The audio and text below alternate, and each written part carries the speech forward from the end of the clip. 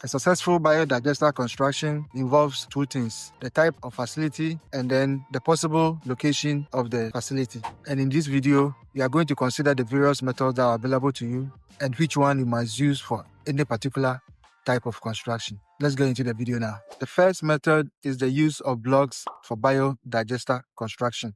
With this method, you are using blocks to do the construction. I prefer corridor blocks, but any type of block will work for you.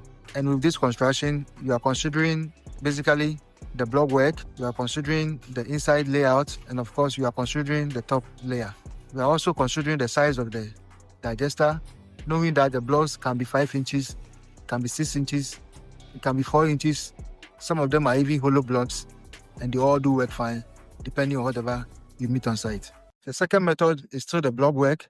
By this time, you have something we call inside soakaway, for a possible step down for the laché pipe to be connected into a bigger drainage system that's available to you on site. There are situations whereby you are constructing a biodigester and what you meet on site is not what you like. That's not the preferable means of constructing the digester. The inlet pipe that's coming from the house is too low.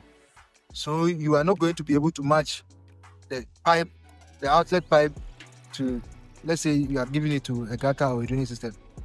What it means is that you might have to do a small size soakaway in the biodigester itself and then have it given a step up whereby the pipe then will be connected to go to the drainage system.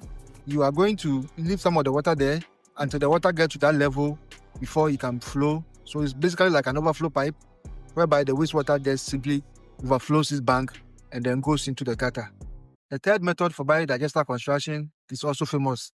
This is one of the best ways of constructing biodigesters because it has helped a lot of people to scale their business. 2 or 3 or even 4 biodigesters can be done in a day. And that's the use of prefabricated slabs or precast slabs. As the name suggests, we use already cast prefab slabs. This means that these slabs have been done off-site and then they are brought on site for the construction when the time is up. This precast slabs became a game changer for us biodigester constructors here in Ghana because of the turnaround time for the biodigester construction in which it provides the business owners. These are slabs that have already been done, they have been cast and they are on site. Whenever you do get a job, you just show up, have the truck pick them up, and then you go on site and then you fix them. You have the inside porous or the pebbles concrete as part, and then you have your bedding material as part of this construction. There's no much difference between it, just that this one means that everything has been laid down already for you, and within 3 or 4 hours, you are done with your construction, and then you are gone. This is a channel dedicated to the construction of biodigesters and for homeowners who are interested in DIYing their own biodigester construction. It's a channel that we think is going to help improve the waste management situation in Africa by doing it sustainably. The next biodigester construction method, which is a combination of both blocks and the precast slabs, is something that was designed by myself and my team after going through several of this biodigester construction.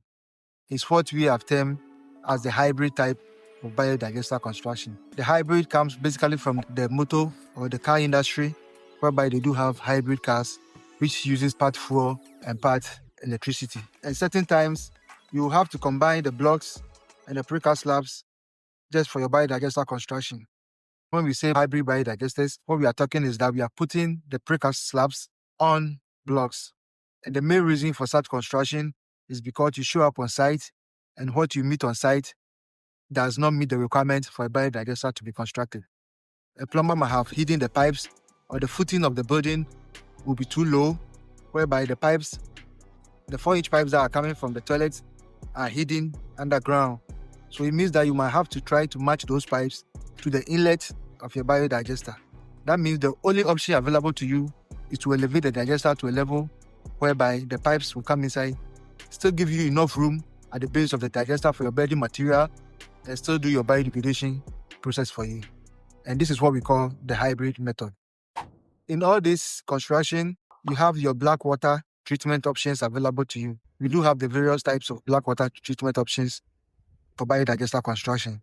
The soak pits, the soakaway, the traditional soakaway is there. The drainage system connecting to a drainage system the overflow system, and then of course the filtration system, enhanced filtration, where either you are using the wastewater for your gardening purposes or you are just letting it out into a bigger drainage system. This is a channel dedicated to the construction of biodegradable toilet roll biodigesters and for homeowners who are interested in DIYing their own biodigester construction. If you are new to the channel, you can subscribe and be part of this growing community of biodigester lovers here in Africa. The next video showing on the channel is going to explain to you in further details how to construct a biodigester and construct it for your dream house.